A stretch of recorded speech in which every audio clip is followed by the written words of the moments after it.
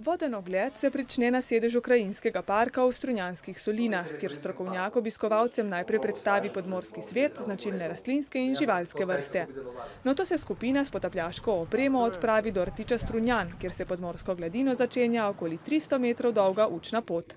Ta učna pot se začenja na travniku morskih cvetnic, se nadaljuje na peščeno dno z majhnimi kamenčki, bogato z leščurji, nadaljujemo pa pridemo pri teh ogromnih skalah, ki padajo iz sklifa, pa ki se piše dol iz sklifa, in pa seveda na zadnje končamo z muljasto dnu. Voden ogled traja dobrih 45 minut. Kdo vse vam bo prestregel pot in kaj boste lahko videli, pa je odvisno tudi od sreče in vidljivosti.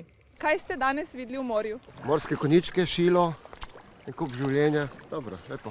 Zanimiv projekt, ki bi ga lahko tudi nadaljevali.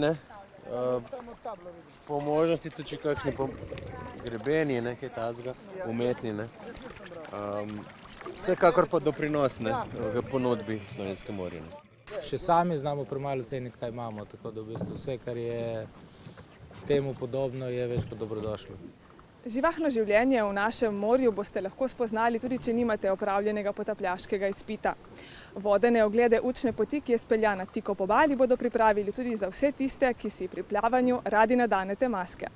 Cilj projekta je obvarovati naše naravno okolje. Le če ga dobro poznamo, ga bomo tudi cenili in pomagali ohraniti, so prepričani v Krajinskem parku, kjer vodene oglede nudijo ob predhodni najavi.